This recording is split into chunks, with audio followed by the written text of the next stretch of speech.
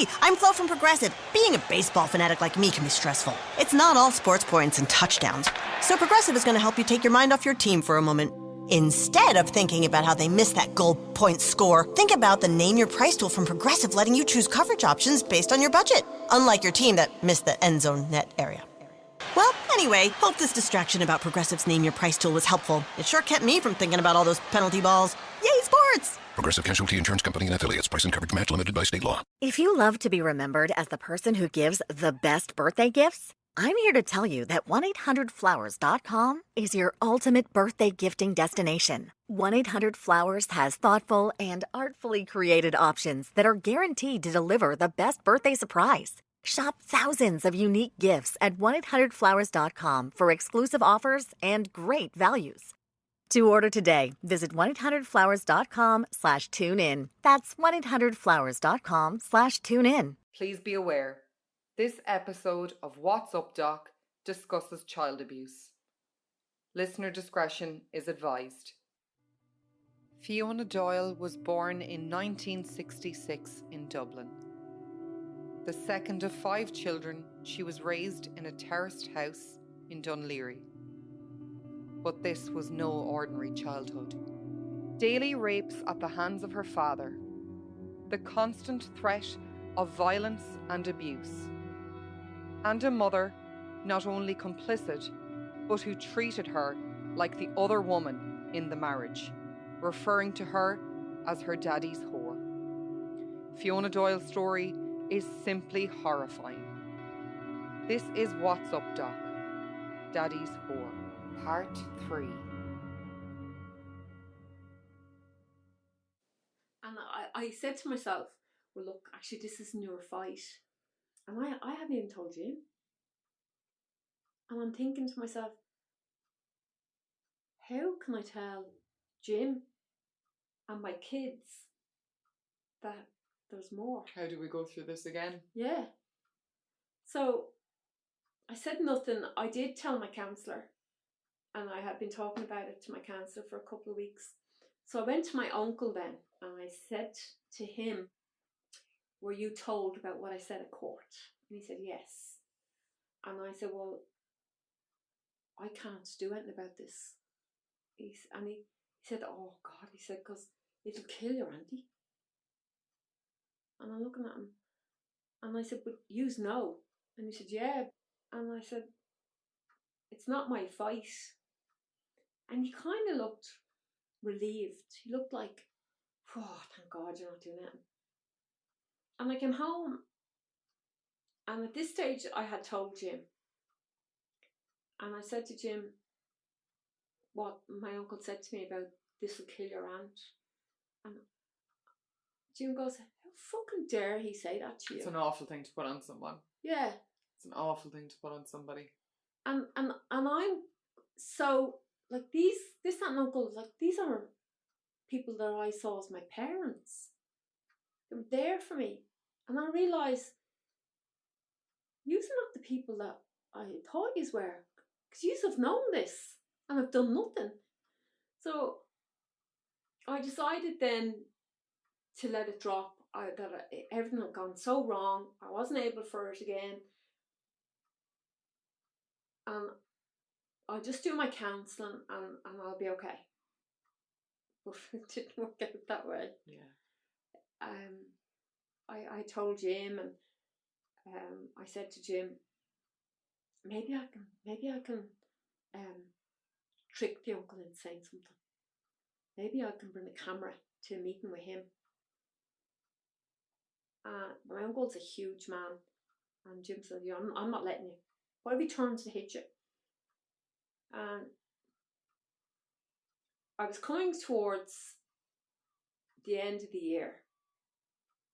So we'd now gone from, say, January, so we're coming to October. And I was driving to work again, and I was talking to Jim. Every Friday we used to talk about what I did in counselling. And I said to Jim talking about my cow, and I'm trying to sort out things, Jim. And I said, Jim, it won't leave my head. I can't get it out of my head. It's like now my dad's done. Now you can make room for this. And I said, what am I going to do? Crystal had announced she's getting married. And I said, how will Crystal feel when she finds out that I let another paedophile come to her wedding? I said, what am I going to do? And all this was going on in my head. And then one night I was on Facebook and I saw that my uncle was babysitting his grandchildren. That his granddaughter had said, Grandad's down here, and his great laugh. And I couldn't get it out of my head.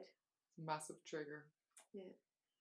And I was driving to work and I said to Jim, I'm after reading this on Facebook, and he's kind of shocked, and I thought, what am I going to do? I can't tell my kids this. I don't know what to do. And we were in work anyway. Work was great for taking my mind off things, but who walks into my job? Only the detective. And he says, how's it going, Fiona? You okay? And I just looked at him and I said, no. And he got shocked. And I got a shock that I answered that way. And he said, what's up? He said, come here. And we went over to a corner and I said, Dara, I need to see you. He said, why? I need to tell you something. He said, what? I need to tell you there was 2 more rapists. And he goes, oh my fucking God, I don't believe it. And of course, he was saying that I was shocked, but I took that literally. He'd like, I don't believe it. Yeah. You're lying. And I kind of realised, I said, look, Dara, I'm sorry, you're on your night out. Have a good night. I'll speak to you next week. He said, you come and see me next week? I said, yes, I will. And all week I'm thinking, what have you done? You're back to square one Yeah. again. Here I am again. Why is this my problem? And you don't have the benefit of not knowing what the process is like. You know exactly what the process is like. Yeah. And you know exactly what the worst outcome Yeah. is and how it feels. Yeah. And I have to tell my children. So I did. I called all my children together one night in the house, and I said, I need to tell you something. And Patrick said, there was another one, man, wasn't there? And I said, yes. And he told me the name. He said, it was Mick Cow, wasn't it? And I said, how do you know? And he said, it was something that Patrick was very close to my cousin. It was something that he had said to Patrick, drunk. And I just felt so sick, and I thought, there's more to this. Fucking hell, what secrets are in my family here? People know more than I think they know.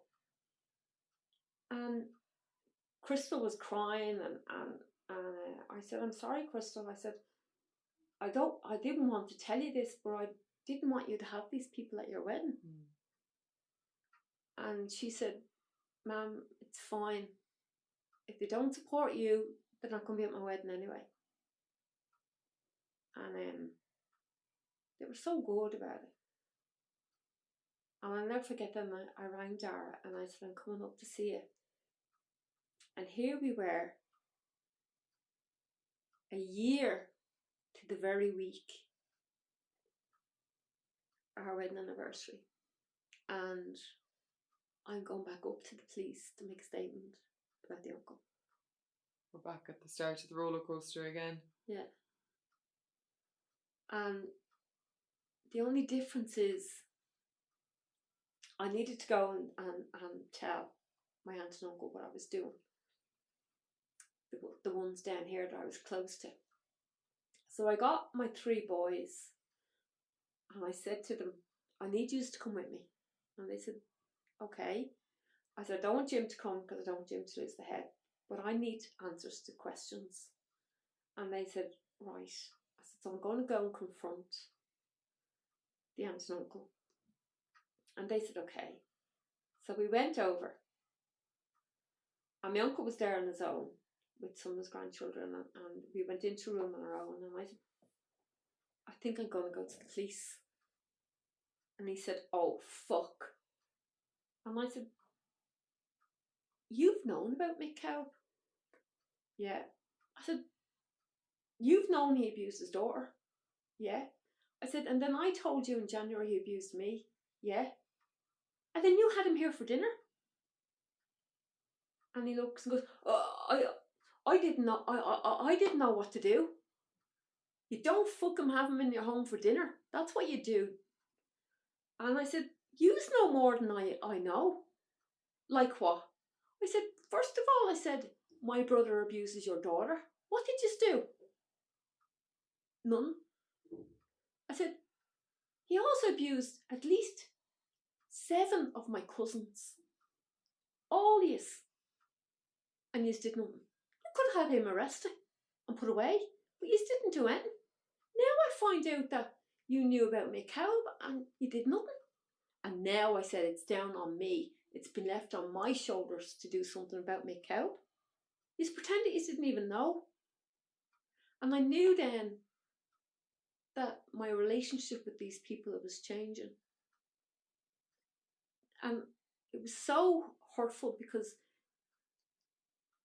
these were my second man there. So I'm now losing my second man there. And I left that night, and I remember my auntie saying, because my auntie came in then, and my auntie was got a bit smart with me. She more or less said that I was just trying to make fame out of it all. And I left anyway, and she says, don't forget we're having the Christmas party here, Christmas Day. You're welcome. And I remember just looking at her thinking, I'm not going to be welcome because Mick Cow's going to be here. No. And the next week I went up to the detective. I did extra counselling as well because I needed to work out in my head about my uncle. I needed to work out, I needed to separate his rapes and abuse from my father's. So I was doing extra counselling and everything. So I went up to Dara. It was our wedding anniversary, the actual day of our wedding anniversary. And I gave a statement to Dara, half again. Because myself and Dara we got on so well. Like, it was like he knew me. And I remember him saying, Fiona, I have to stop here. And I said, why? He said, Fiona, my head's pounding. I can't listen to anymore. Yeah. And it was like, I felt like he didn't believe me. And he said, you come back next week and we'll finish it. And he'd asked me loads of questions. I think it was only then myself and Jim were going for a meal that night for our anniversary. And of course, this was all we were talking about. And I was saying to Jim, why would he ask me the questions like the colour of their sofas, the layout of the house, who was there, where the bedrooms are? Why would he ask me all that? And it kind of just dawned on me that I only worked out then on case number 2 that it was the detail. When a child is traumatised somewhere or something happens to somebody that their mind can't process, that you do remember the weirdest of things. Mm-hmm. Like, and it was only then, as I was talking to Jim, I said, I was able to describe my aunt and uncle's sweet furniture. Now, if I thought of another aunt and uncle, I haven't a clue what they had. Mm-hmm. This one I did, and it gave me a bit of hope that maybe I can do this. I can give enough in a statement to have him arrested. So I went back the following week and made the rest of the statement. So that was the week, that was coming into the week before Christmas, and I'd heard from nobody. So I knew then that my relationship, I was losing more and more people I never thought in a million years I'd lose. Mm-hmm. And I knew then that I wasn't going to be the same with them again. And then it was after Christmas, January came, and I rang the detective and I said, when are you going to arrest my uncle? Because he was back babysitting his grandchildren, and it really bothered me. Mm-hmm. And I had to work out, you see, I was working out why it bothered me so much. Because growing up when I had my own children and his children were small, and when I couldn't get a case against my father, I would visit this aunt and uncle. But it was okay when it was a secret. It was okay when people didn't know. Because I used to pretend I was asleep. So as far as I'm concerned, my uncle doesn't even know that I know he was raping me. Mm-hmm. And it was all so confusing. And Dara said to me, Fiona, I'm sorry, but like we've had a murder over Christmas and I've just been so busy. I'll let you know what's happening. So he rang me a couple of days later and he said, Fiona, we're arresting him on Tuesday. And I said, okay. So I still went back to this aunt and uncle. I rang him and I said, Mick Hout's been arrested on Tuesday morning. And he said, right. Mm-hmm. I'm still worried about Mick Hout's my auntie, like. Yeah. And of course, Tuesday came and Dara rings me and he says, Fiona, we've arrested him. I said, what does he say? He said, well, he's come out with some fucking stupid crap here, he said, about if she says I did it, but I don't remember doing it. And I remember thinking, oh God, this is going to be fucking another fight. This is going to be unbelievable. So I rang my uncle and I said, the guards have him. He goes, I know. And he says, I have to let on I didn't even know. So all this, I'm starting to not trust people that I would have normally trusted because I knew he was lying. So that day we went up. Jim was due to go to Wicklow to see his family and his girls. I went up to Wicklow. My phone was hopping again. It was my cousins. It was Mick Hout's children. Like, I'm sorry about what my father's been doing to you. Like, we're shocked. And I said, the detective then rang me and said, Fiona, we've released him. I said, and? What's he said? Well, he's basically said if he did it, he did it, but you're not a liar. You can't remember doing it. I said, right. The next day I woke up and it's in the newspapers. And my aunt and uncle rang me, the ones from down here. And my auntie's shouting at me, how dare you? What gave you the right? I said, it's now coming out that I was abused by a second person, but the worst thing about it all yous fucking knew. Now, don't fucking ring me again. I lost it, screaming on the phone. I lost it. That was the last I spoke to my aunt and uncle. I was in bits. I'll never forget it. We went to Frozen, say 2 days later, we went to Frozen. And I was sitting in watching Frozen. There was me, Jim, Jack. Cinema was empty. So it'd been on a while. And the song comes on, Let It Go. And I'm sitting and I just bawl, roared and cried.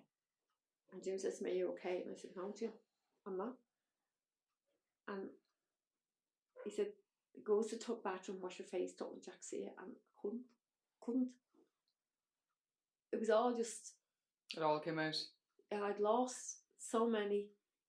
Crystal I hadn't heard from Crystal. She was now kind of not talking to me. Everybody was turning on me. And I just felt so overwhelmed by it all. And I said to Jim, we were driving from Gorey Cinema back to the house up the road here. And I said to Jim, Jim, I think I'm having a breakdown. I can't do this. I'm in bits here and I don't know what to do. I just couldn't stop crying. And I went in and he ran a bath for me. And I got into the bath and I got into bed. And he said, I'll cook dinner. And Patrick was living with us at the time. And he came down and he said, are you all right, ma'am? And I said, no, I'm not. I think I fell asleep. And I woke then at about 8:30, 9 o'clock. And I start getting dressed. And he says, what are you doing? I says, I'm getting dressed for work. He says, you're not going to work. There's no way you're going to work. And he says, I'll go on my own. Because we were working together, you see. And I said, okay.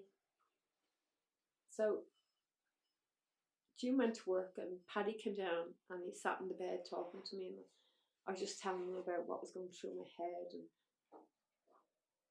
how guilty I felt now that I've opened up all this and everybody's turning against me and everything. My uncle went back to the police and told the police that he did abuse me. Mm-hmm. He admitted everything. So Dara rang me and said, you've done it again, Fiona, you've proven that you're telling the truth. Mm-hmm. So at least I had that. But I was still worried about, I'm going to go to court. Will I go to court? Do I have to admit it? So the Sunday morning I woke up and there was loads of missed calls on my phone. And it was the detective. And I rang him back. And he said, Fiona? And I said, yeah. I'm ringing to tell you, he said, that Mick Cow died this morning. I said, died? Yeah, he dropped dead. And it was just like, I don't fucking believe this.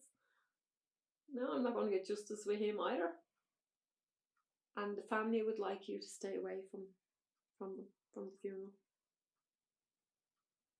And it's like, why would I go to it anyway? Yeah. But, so it turned out anyway that, which I couldn't get over, that they put on a big funeral for him. And all my aunts and uncles went.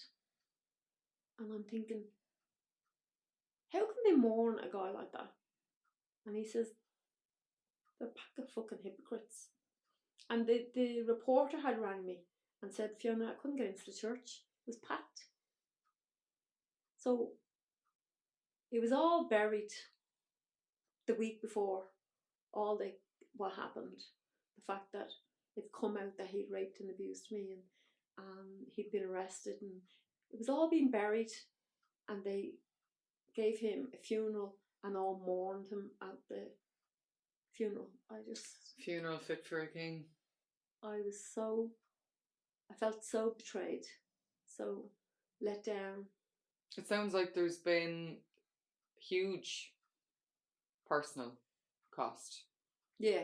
As a result of all this. I mean, obviously there is some justice in the fact that your father got a sentence, although it be meagre. I mean, obviously he's since been released. Yeah. How do you deal with that? How do you did you ever think you'd see the day where he'd be released? No. My father's health was such a big issue at the time, about how sick he was. He was not able to breathe. He was having brain failure, everything. I firmly believed he wouldn't last. Mm-hmm. I thought he'd last a year most. And do you believe that was the case, or do you think that was a ploy to get him a more lenient sentence? Yeah. Well, it worked, didn't it? It did. Yeah. But life was just so chaos after the uncle and everything else. And then I found out that the third person, Dara went to try and find the third person, that he was dead. He died in 2007, so I kind of only missed out on him a few years. Yeah. And then my attention turned then, my book was out there, my book launched, my book was out there. People were asking me then about my mother. And I was hearing all these things that my mother was saying, and her visiting my father, and I remember then we got Noreen Sullivan then as a female police commissioner. Mm-hmm. And I thought to myself, I'm going to write to her and ask her, why has my mother been charged? So I did. I wrote to her and I said it, like, my mother facilitated my abuse, and in every other crime people can get done for aiding and abetting, so why wasn't she done? And I heard nothing for about 3 or 4 weeks, and lo and behold, the detective rings me and he said, Fiona, do you know why I'm ringing you? No. Dara, why? How would I? And he says, does an email ring a bell? I said, no. He said, you emailed Noreen O'Sullivan? And I said, yes, I did. I forgot about that, Dara, yeah. Well, I've been told to investigate. Couldn't believe it. He says, you need to come up and talk to me. Oh, here I go again, onto this big roller coaster of dealing with the fucking justice system. And I arranged to go up to Dara. And he says to me, Fiona, this is going to be very hard to prove. It's never been done before in a historic sex abuse case. And it's basically your word against your mother's. I said, no, it's not. He says, yes, it is. I said, it's not. I said, my sister told you what she knew. My sister told you that she remembers my mother taking me out of bed and put me into bed with my father. No, she didn't. She did. She said, Fiona, she didn't. I'll go and get the statement now. So he went off and he got the statement and he come back and he said, he read it out to me and he said, she didn't. And I then began to realise that even though my sister told me that she was going to tell the guards the truth, that she didn't. She told a very watered down version of the Yeah. truth. And I says, but Dara, I have that on video. What? I said, I have that on video. I recorded that conversation I had with my sister. Video recorded. These people have called me liar time and time again, and I needed something. You needed insurance. Yeah. And I said, I forgot all about it because at the end my father pleaded guilty, so none of it mattered. I didn't hear my sister's statement. And I said, I believed she told you what she told me in this recording the day before. So have you still got it? I said, yeah, I have it at home somewhere. He goes, can I see it? And I said, yeah, I'll come back up with it next week. And he said, right, we will sit down next week, we'll do your statement, I'll take the recording off you, and I'll start and investigate your mother. So that's what I did. I came back and I hadn't even looked at the recording. So this is what, 3-4 years later? Yeah. And I'm thinking to myself now, did you actually get that in the recording? Because I knew the recorder I had only did 20 minutes. That was only the capacity it could do. But I know I sat with my sister for a couple of hours. And oh my God, I flew home and I just, my stomach was in knots. Have I got this? We played the recording and I got on recording. You had it. That Jackpot. She said this. Dara then phoned my mother and told my mother that he is investigating her and would she like to come in and do a voluntary interview, which is what my father did. Of course, like me, they were learning as they were going along, and my mother learned that you don't do voluntary, you wait till you're arrested. So my mother then got a solicitor, and the solicitor rang Dara and said, we're not doing voluntary, you're going to have to arrest her. So he needed to investigate it a bit more to get charges against her, to arrest her. So this went on for months, and the first time she was due to go in, she played the sick card as well. So like, she was now doing all my father did, but even better. They'd been through the system and they knew how it worked and they knew the loopholes now. Yeah. So eventually, anyway, they threatened her. They said, if you don't come in, hand yourself in to be arrested. We will come and we will arrest you at the house, take you out of the house. So of course, the neighbours couldn't see this, you know. So she went and she handed herself in, and she did her statement. And Dara said to me, "Is there any questions you want me to ask her?" And of course, Fiona does 100 and emails them to Dara. And I said to Dara, "When you finish questioning her, I'll be up tomorrow. I want you now to read what she said out to me." Because that's the way we were doing, working together. He'd question somebody, I'd go up, he'd read it out to me. And I went up the following day and he read out the questions to me.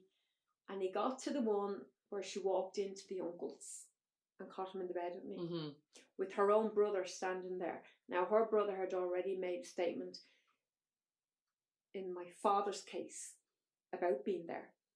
He backed up my story then. And she mentioned then, well, actually, after that, I had a breakdown and I went to the mental health facility that was my family were involved with. And that was the first time I'd heard that. And I said to Dara, I remember them.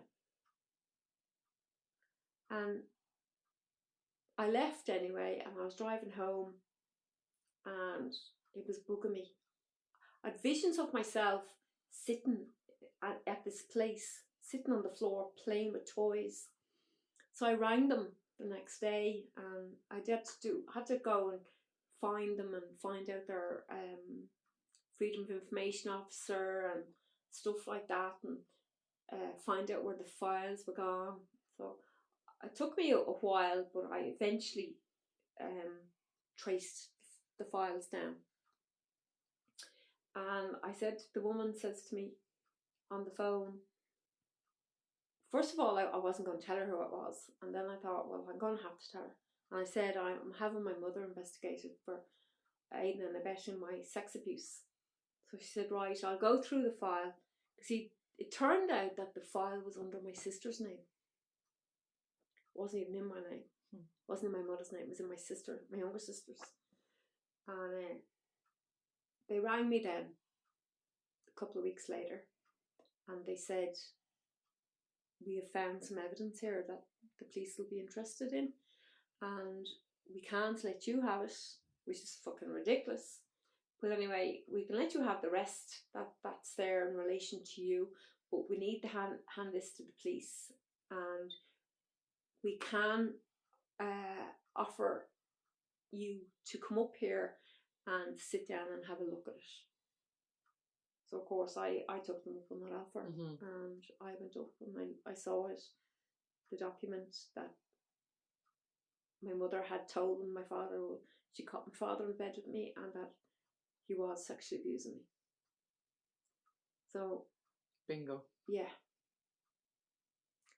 The file, I rang Dara and I told Dara what I found, and the police then told Dara he needed to get a warrant, a court order for the files. I felt like everybody was turning on me, that everybody was against me. Like they now were minding their own backs. Like every person I dealt with is just minding their own backs. And we got the police got their hands anyway on the file. And Dara said to me, he's getting in touch with the DPP, the files with the DPP. We were coming up to a year afterwards, and I got a phone call from a neighbour of mine in Bray. And she tells me that she's heard my mother's dying. And I said, oh, this can't happen again. This can't be true. And you kind of take it all with a pinch of salt, because of the way my parents went on about their health anyway. They embellished it anyway, and the seriousness of their ill health. But I rang Dara, and I said to Dara, I said, my mother's dying. And he laughed, and he said, Fiona, she will outlive all of us. So I was I relaxed a bit. He said, but I'll get on to DPP anyway. And he rang me back and he said, Fiona, they're going to give us the decision on Tuesday. But Dara had recommended that the decision be that my mother gets charged with defilement of a child in the home. So I was nearly 100% sure she was going to be charged. And we were coming up to the weekend. Tuesday was just around the corner. And at 2:00 one night, my phone goes, and it was my sister in England to tell me that my mother died. So she died as well. So your father gets 3 years. Now, in the meantime, I had appealed my father's sentence. In everything else, Yeah. I was becoming an expert. I was part of the furniture up in that court. But yeah, we had appealed the leniency of the sentence, and at this stage they brought out the new appeals court, which is supposed to be a faster court, and we got into court I think about nearly a year after his initial sentence, and the appeal system works on 3 judges. So we went to court, and the case was put to these 3 judges. I didn't have to be there again, but I went. Okay. And my sister flew in from England as well to go. Jim and I think 1 or 2 of my sons went, and a friend. So there's a few of us there, and the case was put to the 3 judges, and then we'd come back for the verdict, and they ruled that the sentence was too lenient, that he should have been given. They reversed everything. They gave him the 9 years and 3 years suspended, which meant, firstly, he only had 3 years to serve, which meant he'd only served 2, because you get a third, automatically get third off for good behaviour. So he would only have had to serve 2 years.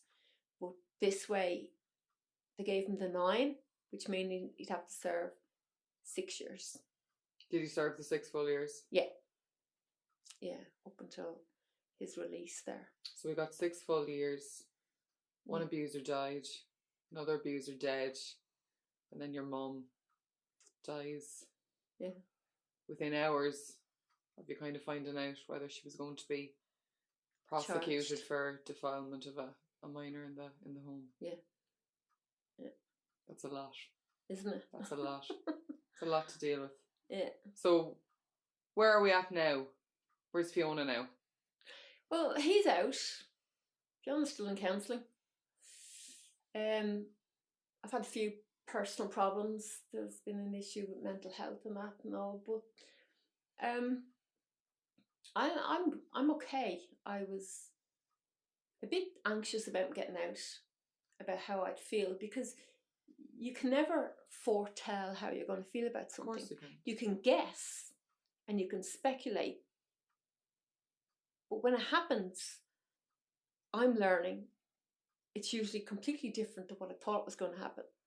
So I used to think, I'm not bothered about him getting out. He's served his time. It'll mean nothing to me.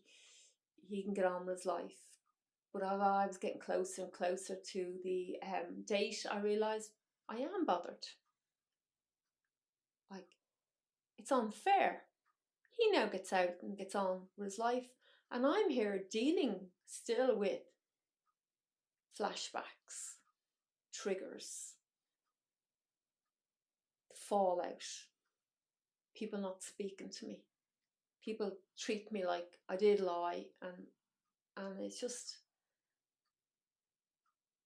it felt very unfair. So it was bothering me. He was getting out, and then I got told by the prison that he was going to the Wicklow area, which was another kick in the teeth, because I worked there and I met Jim there, and it's like he's putting himself into the centre of my life. I expected to be told Dublin or he's going to England, and then I hear then that he's in the hospital, and then I have to deal with the interview he did, where now he's backtracking and saying that he didn't rape me. It was only sexual assault. It was not rape.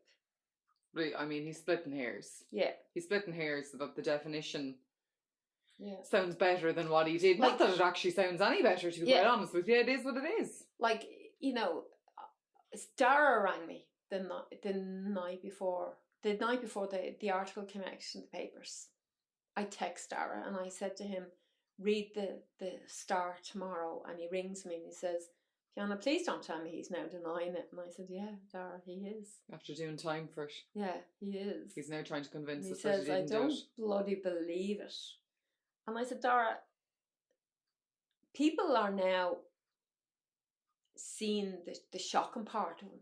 Like I said, when he was being interviewed, another question that really shocked me when Dara said to him, Fiona reckons you raped her every day, almost like as frequent as having dinner. Mm-hmm. And my father's reply was, and I always remembered it, and he'd go, no, not at all. Maybe every second day. It's the splitting of hairs and, you know, he thinks in his own mind that sounds less worse, but I mean, any normal human with emotions and feelings listens to that and goes, it's a monster. Yeah. It's a monster. It doesn't matter if it was once a fortnight. You're a monster. And so now the public, and that's what I said to Dara, I said, the public are going to have to deal with him now. He's never been out face the public since he admitted what he's done. He was sent to prison. Mm-hmm. He was in his own kind. So let him see what life is. I said, nobody wants him. Life is lonely for him. He's not got out and gone back to family life as I think he thought. I'd say he had himself completely convinced he was going to go back and live with Kelly and the children, and life is just going to be great. But it's not. I don't know where he is now. Well, then I've one final question for you. What happens for Fiona now? Well, I'm ready to give it all up. At the moment, I've spent the past 6 years supporting other victims of abuse, meeting with them, talking with them, going to court, checking up on them, giving them advice. My whole free time past 6 years has been consumed with doing that. I've written a second book that's due to be released next year. There's no more left, apart from the two cases, the one against the guards and the one against the state, because now I've been on this massive journey of finding my files. Mm-hmm. So I have all them. So now I'm going to go and I'm going to prove I was telling the truth. The guards did interview me back in the 1990s. I get those two cases done. I hold the state accountable for not taking me out of the family home, and I hold the guards accountable for not investigating my case back in the 1990s, because I'd have them all in prison then. Yeah. And after that, I'm done. I never thought I'd say I'm done, but I will be done. I've given enough of my life to it. I will make some financial, hopefully, donations to support groups that will be there for victims. I will support any group that's going to be there, but I'm ready to walk away. I'm ready to have a marriage with no secrets. They're all out. I don't have to hide it anymore. Yeah, I've lost a lot. I'm still paying the price with not having certain family members. My children are still paying the price. But it's time for me to just be a mammy and be a nana and live. Fiona, thank you so much for joining us today and taking the time. It's been an absolute pleasure. No problem. Fiona's story is a unique insight into the world of a childhood sex abuse survivor. The repercussions, the personal cost, but also ultimately the need for these stories to be told and heard, and the blinding need for reform to our justice system. If you have been affected, please call the Rape Crisis Helpline on 1800 77 88 88. We have come to the end of season 1, and as always, you can follow us on Facebook and Instagram at What's Up Doc Podcast. I'm Gemma Delaney. Until next time, guys, take care. I haven't really woken up until I've had my McDonald's breakfast deal. And I know this is true because before breakfast, I put my phone in the refrigerator and couldn't find the keys that were already in my hand. Nothing gets the morning going like the first sip of an iced coffee. Get any size and any flavor for 99 cents until 11 a.m. Price and participation may vary. Ba-da-ba-ba-ba. McDonald's. I'm loving it. Progressive presents Forced Metaphors about bundling your home and auto. In sports, 3 goals is a hat trick. And when you bundle your home and auto with Progressive, you get a hat trick of great savings and round-the-clock protection. So you might be thinking, wait, that's 2 things. A hat trick is 3. But in this metaphor, great savings counts as 2 goals, and so does round-the-clock protection. So it's like 4 goals, and that's more than 3. It's basic math. Forced Metaphors. Presented by Progressive. Bundle and protect today. Progressive Casualty Insurance Company and affiliates. Discount not available in all states or situations.